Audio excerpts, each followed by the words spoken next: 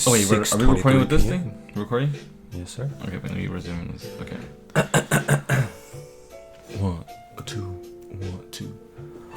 Hello, this is 1013, The Jazz with Armando Corral Jr. and Mr. Jeremy J. This is. What's going on? Oh my God. It is 6:24 p.m. and I'm just about ready to fuck shit up. Oh, hold your roll, buddy. Hold your horses and tie them legs because they're strong. They be strong. Don't let them hold you down, because if they hold you down, ooh, you going for a ride. And it's obviously that one kick is gonna kill you. For sure paralyze you, boy. You think so? Mm-hmm. What do you think about getting fucked by a horse, though? I guess that could be really bad, actually. That could be really bad. There's only two options. Okay, here's the real question, right? Aside from the bullshit. Okay. Mm-hmm. Horse orgasm. What do you think that sounds like? For sure, it's gotta be.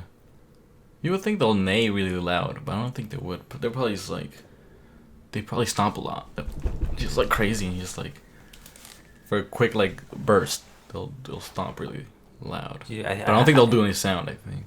I think they will have some sound, but it's kind of like when you're doing it with a girlfriend at their parents' house. You know, you kind of gotta be quiet. So they go, they'll do the neigh, but they'll kind of have like a muffled neigh sound. You know, like something like she covers your mouth a little bit, like. Imagine trying to cover a horse's mouth. That's a big old mouth. You can't really put your whole elbow like this, so you gotta like really. Yes. Kind of like. That's all I'm saying. There's a good chance you could also get bitten by those gigantic molars. He's like, oh my God. All right, damn. Well, but welcome back, guys. Welcome back. We just got back from Atlanta, Georgia. Atlanta, the town of.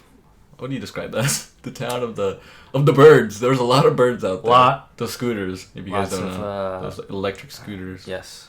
And they were fun. Great for scootering. Mm-hmm. In San Francisco here, it's a lot more populated with cars, and it's just. There are scooters out here, but you don't see them as much. I think you see them more downtown. Thing is, I wouldn't do it around here. I wouldn't. Yeah, no. You would not want to do it here. You will for sure crash with another car, or you will just die, basically. Because it's open, the streets over there. It's way more wider, and you have freedom just to go a little further out into the street and not get maybe hurt or whatever.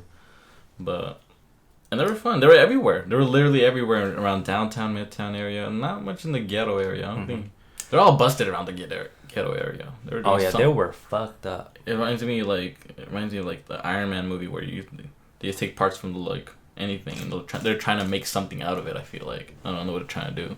I just watched Iron Man recently. Oh yeah? Oh yeah. Oh, that's coincidence. The first one, the very first one. Great movie. Damn, I've seen that. I saw it a long time ago. You barely saw it? Yeah. No. I saw it, but I was at work and it was just on, and you know. That's a good movie. You know how it is when you don't get customers. You just watch the stream. You just look till you can't look no more. And it's.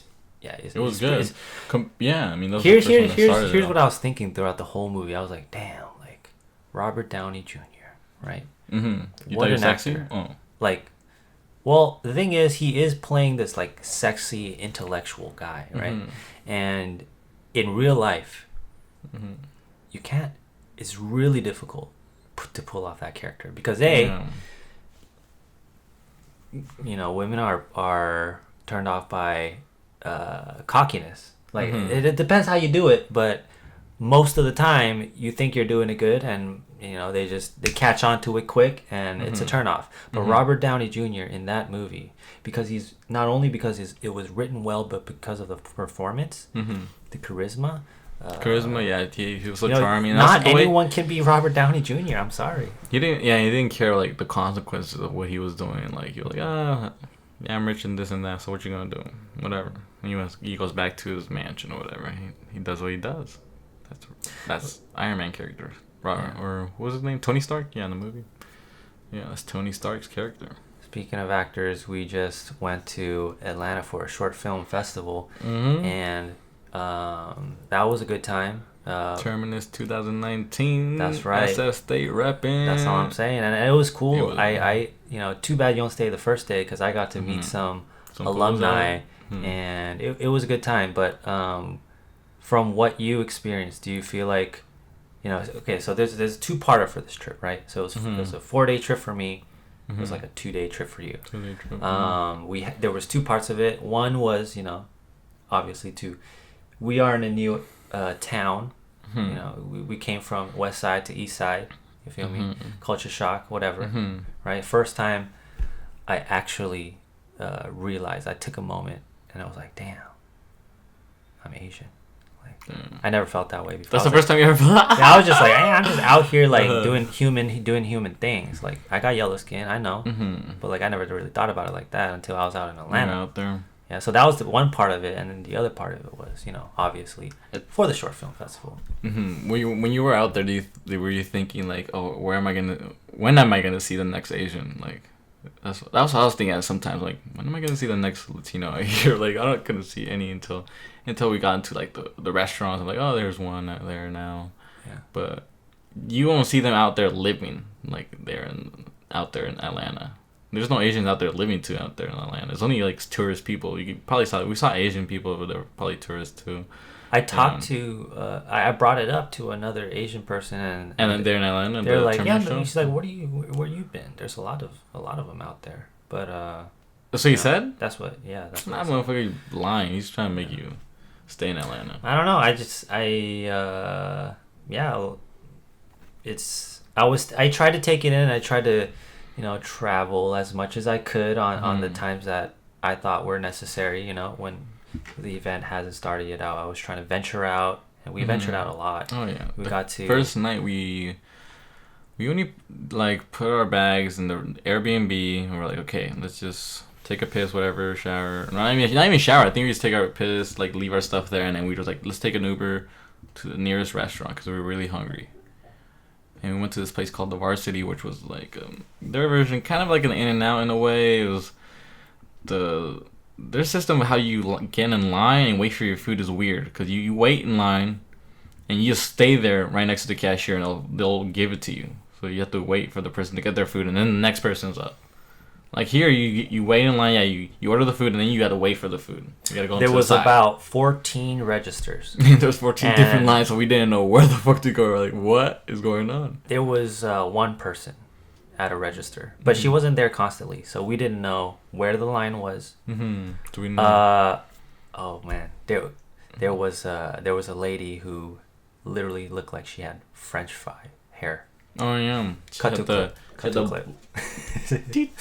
She had the blonde dreads, I guess, in the top, and then the bottom part was just her natural color hair. It was hilarious because you just see all the people in line, all the heads, and then you just see this upside down cup of French fries that happened to the French. She had a big old bun too. It was just staying in, but it was upside down. But she had the whole what's it called there? The thing to hold up your hair, because you need to wear them in restaurants. What are they called? Hair nets, I guess. Yeah, so it kind of looked weird with the hair net. It's just it's falling down a little bit, but not too much. But yeah, the Varsity place out there was pretty good. They're really small burgers. What was your favorite place? No, in the restaurants? Yes, favorite place.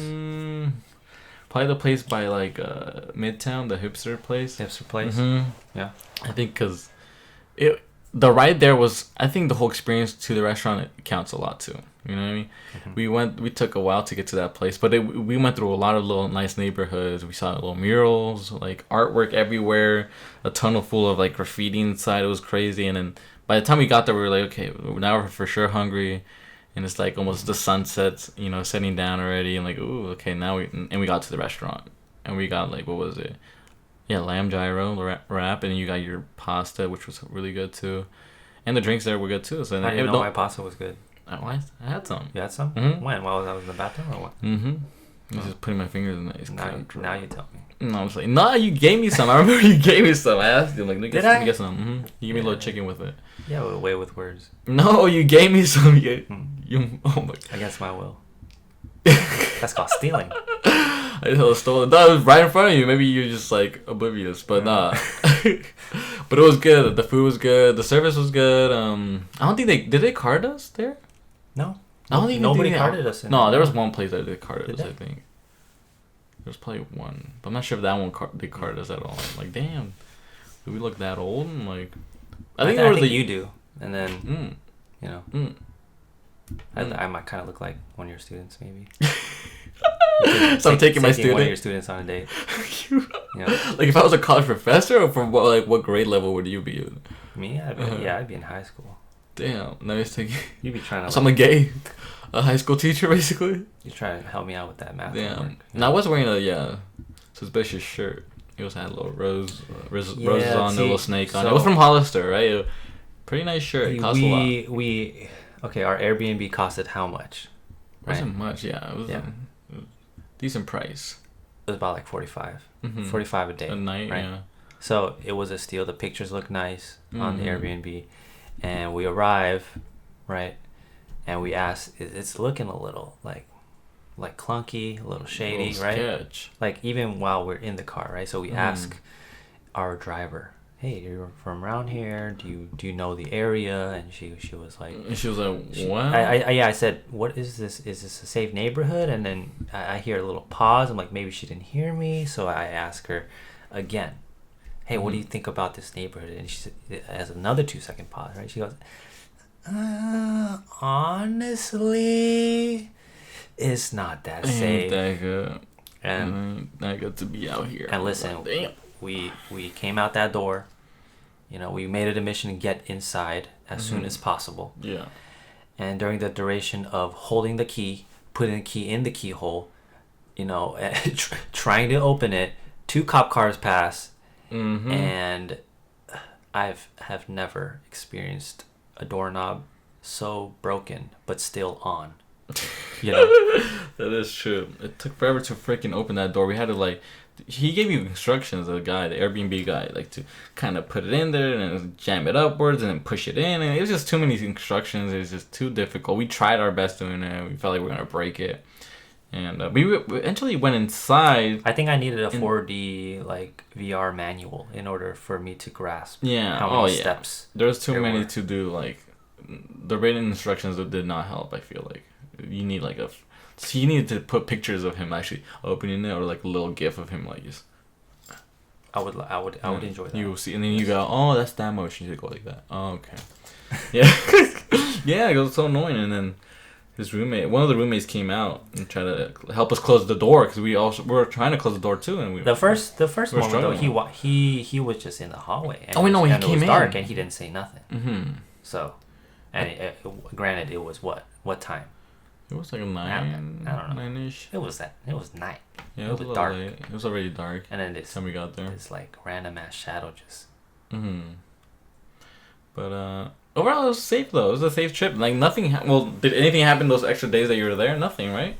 Nothing happened. Nothing. You started crying. No, I met some. It was safe. Okay, so this is what happened. Nice. Right? Mm-hmm. You left, and I was like, damn, I'm a little skinny Asian boy, right? And people, probably want to eat me up like a snack. They're gonna eat you up. And, eat me up like a fucking Chinese Cheez-It, They want that kimchi. They want them kimchi fries. We never had kimchi out here. Let's see how you taste like, boy. Let's open up that package. Let's open them up. And so I was out there in fear, and I was like, hey, I'm gonna go. My plan was, to go to the event, which was at the Hilton Hotel, and to go straight home. Right? Did you take a bird? Well, no. You probably Ubered from the Airbnb to the Terminus event, right? The day after, right? Yes. So, but on the way back, do you also Ubered back? Did you take a bird in between those little routes, or no? Not exactly sure what you said, but on the way there, did you take a Uber? You took an Uber, right? The first time to the hotel. Yeah. To the Terminus event. Yeah. And on the way back too, also. Yeah. But there was no little stops where you took a bird. This is what happened. So the day after, I was like, oh shit, I'm by myself, and so I go to the event, and I meet a bunch of people, and I start to click with some people, right? And I don't know, I'm like I'm not a full introvert, but I'm kind of in between, right? So I get along with some people, and by the time it's like 9 or 10, we break because everybody's tired. And the previous days when I was with you, we were out on birds until 2 a.m. And I was like, I still got energy, but I ain't trying to get killed out here, right? So you should have told them, like, let's all go out. Yeah. But I don't know. They were trying to get some sleep, right? Yeah, so I was like, okay, this is what I'm gonna do. I'm not sure what I'm gonna do. But I ended up taking the Uber back home, and I talked to the guy. I said, "Oh man, I should have." Like I started asking him about like being alone here in Atlanta. Is it safe? Is it not? He says as long as you're in the right areas. And he told me like Midtown Atlanta is where it's at. So I stopped by. So he's like, "I'll tell you what." Right, and this guy was the sweetest guy ever. He drives me to my place, and he says, "I'll drive you to your place. I'll end the ride, and I'll take you back to Midtown Atlanta." And so that's what he did. He didn't charge you, did he? No, he did not. He did not charge me that extra. It's my speaker. He didn't charge me, and we're just chatting it up. His granddaughter called him on the line, and he was like, "Is it cool if I pick this up?" And he said, I was like, "Yeah, go for it." And then literally the sweetest thing ever. She said, "Granddad, can you come to my first kickball game?" And he's like, "Of course, sweetheart, blah, blah, blah. And then what time, this and that." And then at the end of the phone call, he's like, he was like, who am I? And he's like, what do you call me? He's like, Grandpa. He's like, "That's right, honey, that's right." And he just turns it off. And, it's just so sweet to see that. So it was, I think everybody I encountered there, as long as I gave them a chance, just because I lived in, this is a quote. I did not say this. I lived in where we lived in the hood with 3 O's. I mean, you in the hood, man. That's what I'm saying. That's you in the HOOOD. Yeah, I'm not just 3 O's. Yeah. What's up? Yeah, you in the hood. That's what that song said too. Ain't that funny? It just said that. It just said it. I heard it. Right. That's what I've been told. And so I don't really give people chances because, again, trying to survive out here. But everybody I met and encountered, nice people, lovely. Oh, yeah. I think they also, like, when you pass by them, they question you. They're like, oh, like, remember they were questioning us at times where we just passed by throughout the day. They were just there saying, like, oh, you guys good? They're always asking us that, if you notice that. We're just like, yeah, we good. And then we pass by. Yeah. I don't know if they're trying to ask us, like, do you have beef with them or something? I don't know what they meant by, well, you guys good? A lot of people were saying that many times. I don't know why. I know exactly why. Just because they think we're lost, maybe. Because you're wearing a flower shirt. That's why. It was only that day, but the other day it was also, I think they were asking, a lot of people were still asking, you good? Are you guys good? And you got that shirt that like has your shirt right over your biceps, so it's like you trying to like show something, but you also try to show you flowery. So it was a message, and they received that message. What they received? I don't know what they see, but they felt compelled to ask you, "You good? Looking like that out here? You good?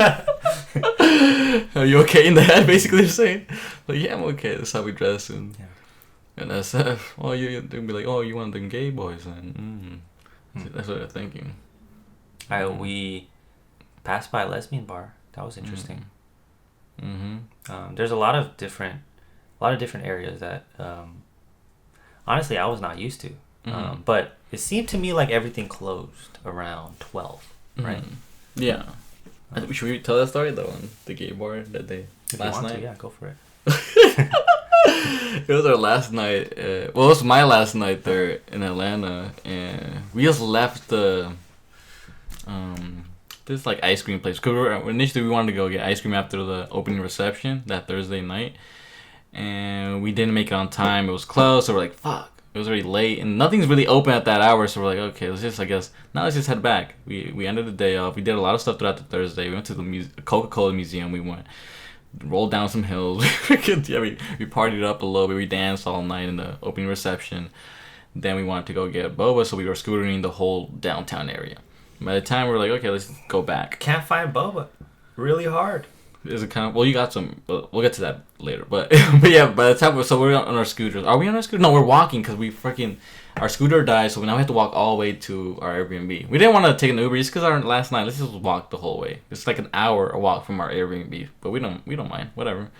On our way walking down to the Airbnb or wherever it's at, we see this guy coming up with a scooter. He has one of the lime ones, the green one. It's very noticeable. It's a very like bright color. So he was kind of like... I don't know if he was following us. Oh, because we stopped right at the gay bar. So we saw this little event thing going on in the gay bar. We're like, oh, what is that? And we kind of just stopped. Both of us just stopped. And I think he noticed us stopping, just and looking at that place.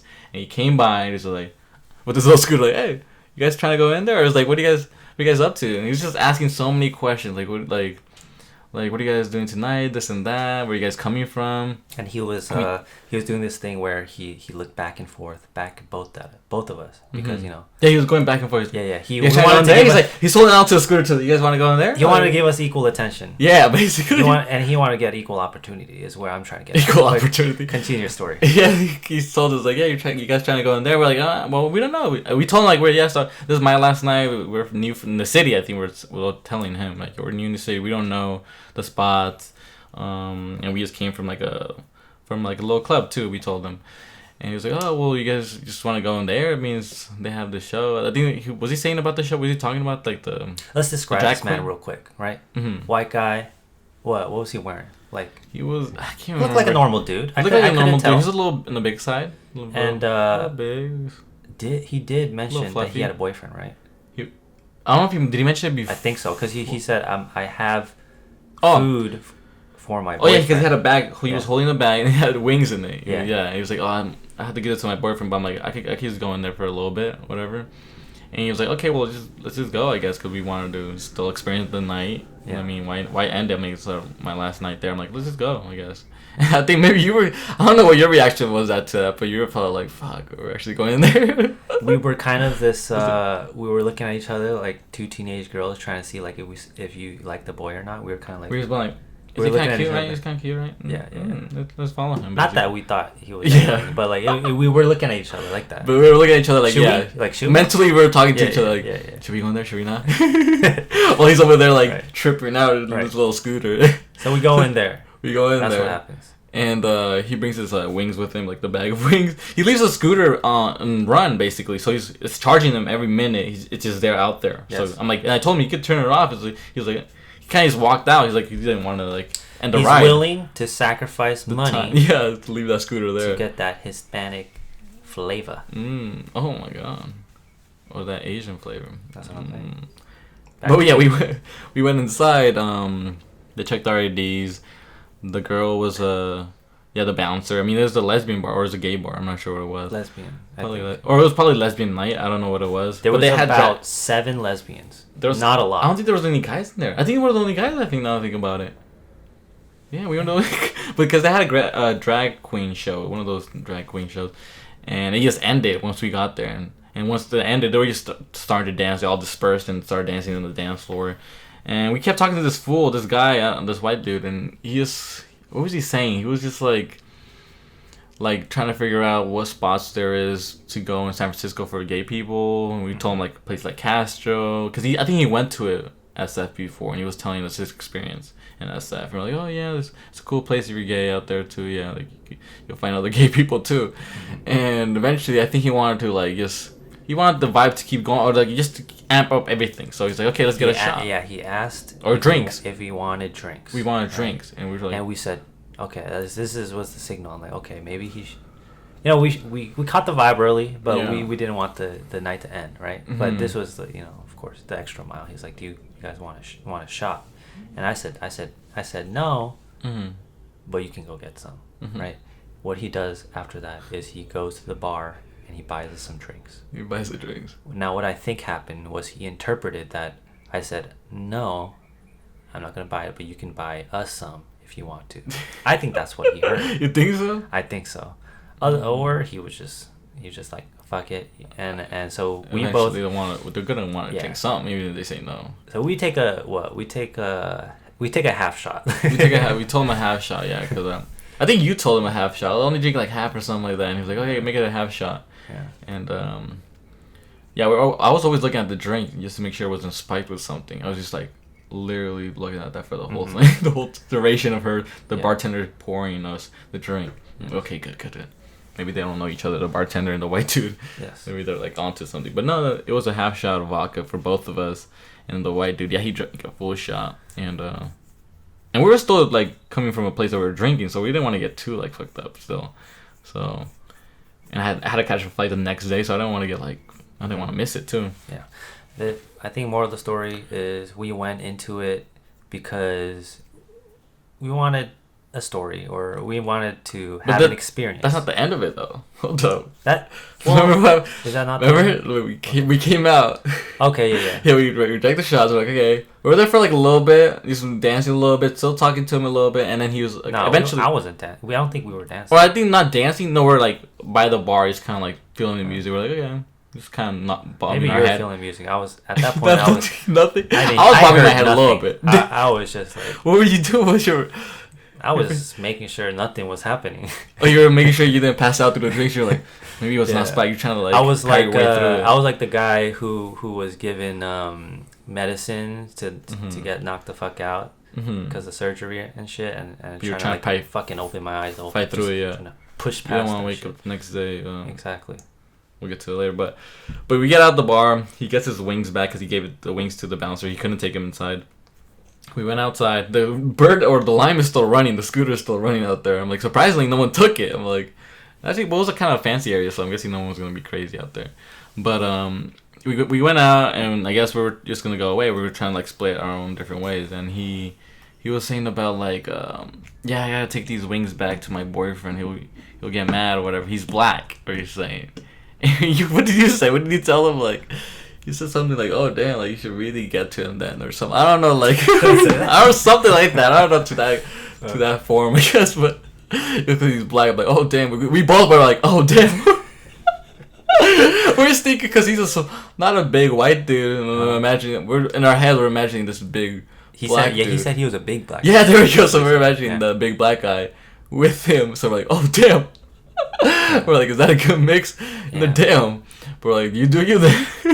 I think didn't he say like? And he was saying some stuff like, oh, like I don't know. We just do stuff. We've been trying to do crazy stuff. Like I don't know, but I'll do stuff. I'm like did he say bisexual or something like that? I think he said he was like pansexual or something like that. He was like, yeah, I don't really like look at like the sex. It's just like as long as you vibe with the person, you know. Oh yeah. And he's looking deep in our eyes. Yeah, you know, trying to see if there's any little piece of inkling of gay in us. Yeah, he's like, I'll just do shit like whatever. And I'm like, what do you mean whatever? Like, I'm like, hell no, this for sure fool wanted. That's the end goal. He wanted us to come with and get knocked out. He just wake up the next morning with this big black boyfriend next to us. I'm like, hell no. He's like, I'll do stuff. I'm like, oh, that's cool. I was just trying to cut it off as soon as possible. He's like, that was kind of late to cut it off, but yeah. Thankfully, he was a nice guy. But he was a nice guy. I mean, he probably wanted to fuck us, but he was classy. But he was classy about it, and he just went his own way. He's like, okay, guys, nice to meet you guys. We shook hands. Yeah. But he was a nice dude. He was a really nice dude. He wasn't like pushy about it. He wasn't like. I want to talk about the film festival. We're talking about this whole experience. Hard line with the white guy and the black boyfriend. Right. Let's take a hard right. Okay. Make sure you don't. The reason we're here. Whoa. When did you put that on here? I put it on the day. The next day I got it, basically. Campus Movie Fest, right? Campus Movie Fest. Okay. The real reason we're here. I don't know how we're on time, but let's try. I'm gonna try to quicken this up, right? We're on the panel. How many minutes we got? And I was there, and I was trying to absorb as much as I can, right? Mm-hmm. Be a sponge, right? I want to be a filmmaker. There are many like-minded people, and there are people that are ahead of us in the industry, right? That used to be in our shoes, that used to do Campus Movie Fest, right? If you're not familiar with Campus Movie Fest, you make a film in a week. They give you equipment, and you complete it, turn it in, win an award. If you don't, you don't. So we won an award, and these people on the panel, right? We were listening in. I was listening in on these people that used to do it, and now they're in industry. They're in LA, and this guy had a story, right? And so they all used to do it together, and they've been working together for 10 years. And it was, first of all, crazy to hear that, right? A little film festival that you would do in your school, and then all of a sudden you're working together. Big dreams, right? Yeah. One of the guys, Brandon Cook, he's starring in a feature called, what was it called? I Wrote This For You. It's called I Wrote This For You. Yeah. It's not out yet, or it's still in the works, right? It's still in the works. They've been playing it at festivals, and they've been winning like some. Sundance and stuff like that. I don't know. I don't want to say which one because I don't know exactly. But they've been doing well, let's just say. And Brandon had this story where he got picked up. So this is what happens. He goes to LA, right? He's just like, fuck it, I'm gonna do me, become an actor. He becomes he goes out there. He goes on he's doing these auditions, and he knows this is the thing that he wants to do for the rest of his life, right? He goes on these auditions, but he didn't have enough money because he was a host at a restaurant, right? They don't get tips, minimum wage, so he didn't have enough money to even like Uber or anything. So he walked to his audition, 13 miles there and 13 miles back, and he didn't book the job. But even after that, he said this was a moment for him in which he told himself, man, like, yeah, I didn't make it, but I'll do this again tomorrow, and I'll keep on doing this until something happens. So next person on the panel, I hate that I forget his name, but he's the director of that movie. Something very. He's also a very dedicated, passionate guy, and he said his grandmother died, and he was a caretaker for her grandmother at first, so he didn't get to really work on filming and exercise that creative juice, right? But his grandmother kind of told him be patient and be persistent, and you will make it in your film career. He promised his grandma that he would create a feature, just for her, and she died. And 3 months later, Brennan, the actor, contacted the director that, here, I have a script. And immediately the director was like, we're making this feature. And that's what the film I Wrote This For You is. And to hear such dedicated people, and to hear them tell you, you're here because you're all like-minded. It's easy to connect. You don't have to ask. You don't have to start with, damn, what's your favorite candy flavor? Yeah. You don't have to start with, damn, it's really hot out here in Atlanta. What's your favorite movie? Right? Or what do you like to do for fun? No. Yeah, you're all here for the same reason. Connect, and you don't know, who you're gonna work with down the line. You need all the help you can get. It's a ferocious industry, and it's gonna be fucking tough. Keep going. Why are you laughing? I was just thinking one person we met at Terminus that you thought they didn't really like you as much. Who was it? Oh yeah. But what if that's crazy? What you were saying, you don't know who you're gonna work with in the future. Yeah. Imagine you work with that person, and you guys are just the best duo. You never know. It's crazy. I'm just thinking. I doubt it. And you told her, remember that one time? Yeah. That one time. Do you want to tell that story? No. Okay. Well, don't bring it up then. I'm just saying. Bring up shit you won't. Okay. Anyways. Yeah. So people were asking me, where the fuck is Armando? And they didn't meet you, but they knew I came with. They asked me who I came with, and I was. You should have told him. Oh, your response should have been well, you're not coming down at 7 collab to really know. Yeah, no, but my response was, yeah, he's not that serious, so he left early. This motherfucker threw me right under the bus. Can't even say one good thing. Listen, you're under the bus. I'm gonna leave you under the bus. Damn! I didn't throw you on the bus. You were under the bus. Under the bus? Yes. No, and you weren't even a mechanic trying to fix shit. You were just there. You were just chilling. I was a passenger. You were the peasant? Yes, you were. Not the passenger. Hell no, the peasant. But yes, that is... maybe I could include some audio, because I felt like I had a very impactful time there, and I recorded some of the panelists there, and I hope to only I don't know, that lit a fire in me, and I want to start collaborating with a lot of more people in San Francisco and creating more short films. So that is what I'm going to be focusing on, and I hope that we kill it on this channel. Not for the channel, but it'll be an outlet for films, for skits, for comedy, and I'm just fired up. Well, for the next episode, guys, stay tuned. Because we're gonna put some new films out on the YouTube channel pretty soon. Portland vlogs. Be on the lookout for that. James Oliver. Yeah, it's one of the films. I guess James Oliver is gonna be out soon. I think we talked about it last time. What we were supposed to do was we were supposed to hype it up and then throw in a trailer in this. Well, it'll be out later, or maybe by the time this is out, it should be. You see, you gotta make a decision. It will be out. So, because if you just linger on it, people don't give a shit and they don't wanna hear it. So you gotta go. It's gonna happen. It's gonna happen. All right, here we go, guys. Thanks for listening. This is Jeremy Au, and thank you if you made it this far. I don't know what you're doing here for, but we love you. Here's my from Armando Corral Jr. and Jeremy Au. And we are. I'm starting to think this is my pastor. I'm starting to think I could be a pastor. You know why? Because it's never the content of your material, the substance of your material, rather, but it is the cadence of which you speak. It is the tempo at which you speak. It's the speed at which you speak. It's the pitch of how you speak. Is what you say? Nah, it's what you sound. Yeah, is it what you say? How you sound? Yeah, it's true. You know when you got a loogie and you wanna spit it, but you in a business meeting, don't spit it. Facts.